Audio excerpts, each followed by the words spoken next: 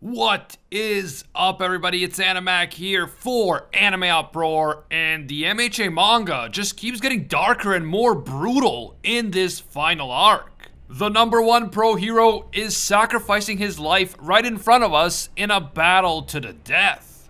All for One is now eating people's souls or something, and what is happening with Deku? Events are moving quickly, the story is intense, so let's talk about it right now. You guys know how this works. If you enjoy our videos and you want to see more, just leave a quick like and comment. It costs you nothing and it takes you only a second, but it helps us out a lot. And of course, if you want to see more videos in the future, just click subscribe and hit that bell and you're set. Finally, this video will contain MHA manga spoilers, so please proceed with caution. You have been warned. Okay, so remember how 2 chapters ago I said in a video that Endeavor's right arm had been ripped off by All for One, and then in my video on the previous chapter I had to correct myself because it turned out that Endeavor's arm was fine, he was just injured in the area below his right armpit. Well, about that, but more on that later. The latest chapter starts off with Jiro, Tokoyami, and Hawks still facing off against All for One, and All for One is still being weakened by his own quirks, rebelling against him on the inside. In the previous chapter, we saw that All for One's mask had been partially destroyed, and in this chapter, Tokoyami uses an attack with like the most emo name ever to smash All for One in the face with Dark Shadow and destroy the rest of his mask. But even with the mask destroyed, the heroes continue to attack All for One relentlessly. Hawks proclaims that they are not just trying to buy time until Endeavor recovers and is able to join the fight again. Despite the fact that they are not as strong as Endeavor, Hawks, Tokoyami, and Jiro are going all out and they're doing their best to defeat All for One before he can do any more damage. For his part, All for One is surprised that he wasn't able to easily dodge these attacks. Even after losing his hearing and eyesight to the severe injuries he sustained during his first battle with All Might, he still had superior senses to normal humans because he was able to use multiple sensory quirks, including infrared vision, detecting vibrations, and so on. But now, all of these quirks that he relied on are rebelling against him from the inside. And this is really slowing him down and making him weaker in this crucial moment. Also, this has never happened to All for One before, and he still hasn't figured out why exactly these consciousnesses or vestiges inside of him, which he refers to as fragile reproductions, are able to fight back against him. All for One then proceeds to attack the rebellious quirks inside of him, and he appears to be eating the vestiges, almost like he is devouring the souls of the former users. He looks like he's about to eat the white-haired woman that we saw in the previous chapter, and then, before Hawks can deliver the finishing blow, an explosion of rivet stabs emerges from All for One's body. The rivets are able to protect All for One while injuring Hawks, and they also seem to be repairing All for One's mask by gathering up all the broken pieces and putting them back together. At least that's what it looked like to me based on the panels. For a moment, it appears as if Hawks, Tokoyami, and Jiro are about to be turned into Swiss cheese by all these rivets. But that is when Endeavor arrives to save the day. He puts his own body between Hawks and the rivets, and he begins smashing the rivets with his fists. However, some of the rivets pierce through his right hand, and eventually his right arm is torn off just above the elbow as a fierce and furious Endeavor rushes at All for One. So yeah, if anyone tells you that I was wrong about Endeavor getting his right arm ripped off 2 chapters ago, you can tell him that I wasn't wrong, I was just using future sight. The chapter then gives us a break from all that insane action in order to reveal some of Endeavor's backstory, including the story of how he really decided to become the hero he is today. Back when Enji Todoroki was a boy around high school age, he witnessed a father desperately trying to save his daughter from a villain. But the father failed, and both he and the daughter were brutally killed by the villain right in front of Enji. In that moment, Enji understood firsthand just how much better All Might is compared to ordinary people. All Might was out there fighting villains like this every single day, and yet for an ordinary human, one wrong move and they could be killed in an instant. Enji felt intense feelings of inferiority and even jealousy towards All Might in this moment. And that's when he decided to make his hero name Endeavor. The name represents Enji's determination to work hard and keep striving until he one day surpasses even All Might himself. And in this moment, back in the present time, Endeavor finally realizes the truth. He will never be like All Might or Deku, and he was never really fighting to surpass All Might anyway. All this time, Endeavor has been fighting against himself, against his own weakness and sense of powerlessness.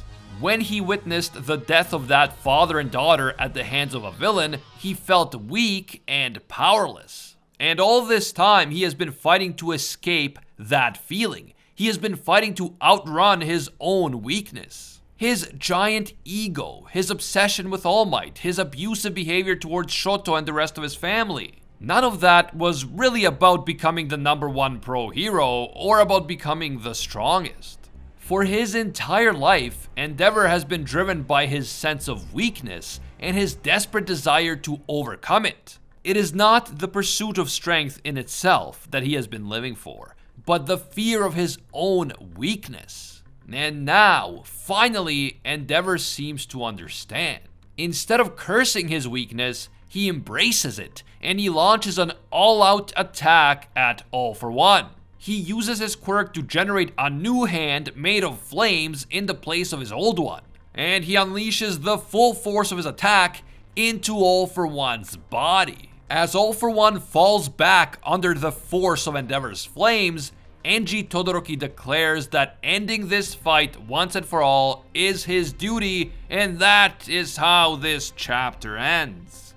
Wow, we are witnessing such incredible character progression from Endeavor. When he was first introduced in the story, he came off as this narcissistic egomaniac who just wanted to become the strongest hero in the world in order to satisfy his own petty ego. And yet, that was only scratching the surface of his character. We now know that Endeavor's obsession with becoming the strongest and surpassing All Might didn't come from just a petty desire to be the best. Instead, it came from a deeply ingrained childhood trauma. Enji witnessed a horrific crime, and he felt powerless to do anything as two people were brutally slain right in front of him. That feeling of weakness and helplessness horrified him, and he never wanted to feel that way again. So he got it into his head that he had to become the #1 pro hero and that he had to surpass All Might at all costs. But not so that he could brag about it and bask in his own glory. Enji felt that he had to do this just so he could stop being afraid. And he thought that the only way to overcome his feelings of fear and inadequacy was to become the strongest, or to raise his son to become the strongest. If we look deep enough beneath the surface, we realize that Enji didn't do what he did because he was cocky or competitive. In reality, he did it because he was scared, and becoming the strongest was the only way for Enji to convince himself that he doesn't need to be afraid anymore. Now, none of that excuses the bad things that he willingly chose to do, but this does tell us where it all started and how Enji became the man he is today. I honestly think that Endeavor is the best written character in MHA at this point in time. He is a deeply flawed, multifaceted character, and he just feels like a fully fleshed out, imperfect human being.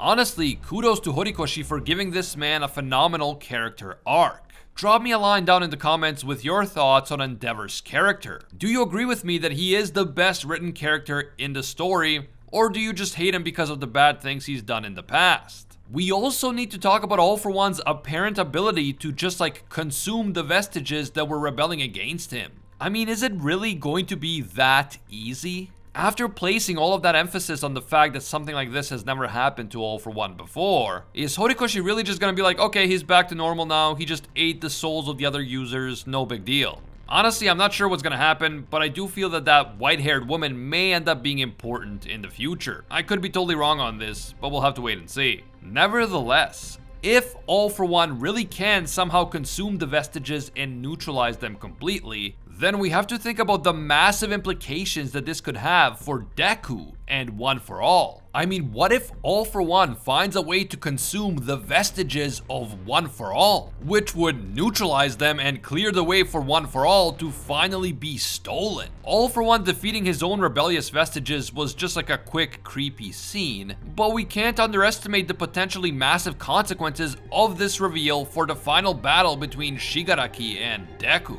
Definitely let me know what you guys thought of this, and do you think that All For One consuming the vestiges foreshadows the possibility of All For One consuming the vestiges within One For All? Also, why haven't we seen Deku in almost 3 months? I think the last time we saw him was chapter 349, so like 7 chapters ago. With this being the final arc and everything, you would think that the main character would get more screen time. I know a lot of people have been saying that Horikoshi is rushing the MHA manga, but I really don't think that's true. If he was rushing, then he could have just gone right to the main battle between Deku and Shigaraki, and everything else could have just been shown in quick bursts during that final battle, or it could even happen off screen. The way that Horikoshi is structuring this war arc, and the way he has sidelined Deku over the past few months, tells me that he isn't really rushing. He is clearly moving at the pace he's comfortable with, and he's taking his time with the side battles before getting to the main event. Do you guys agree? Let me know down below. As always, if you enjoyed the video and you want to see more in the future, leave a quick like and comment. It only takes you a second, but it helps me out a lot. And of course, subscribing and hitting that bell is a completely free way of directly supporting this channel. You can also hit me up on Twitter and Instagram at AnimeUproar. I want to give a big thank you to all of our Anime Uproar patrons for making videos like this one possible. Special thank you to Kyle Salisbury. This man is an absolute mad lad and a disciple of Lord Twigo himself.